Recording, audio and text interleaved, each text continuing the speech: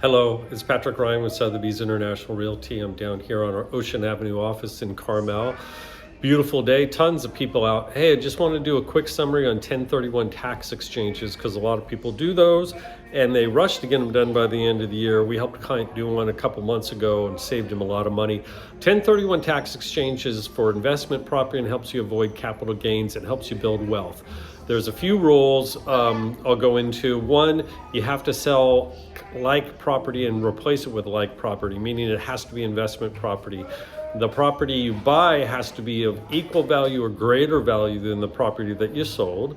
Any money you get from the sale of the one property has to go to what's called a qualified intermediary, and they hold the money. Nothing can touch your hands. And they use that then when the money goes into a pot, basically a trust account that is used to buy the replacement property. And there's time frames. So when you sell your property, you have 45 days to identify a replacement property and 180 days to complete the purchase. There's other smaller rules, but those are the main ones. So if you're interested in learning more about 1031 tax exchanges, look me up, give me a call, shoot me an email, because we've helped a lot of clients do it. It's a good way to build wealth. Talk to you later. Happy New Year. Bye.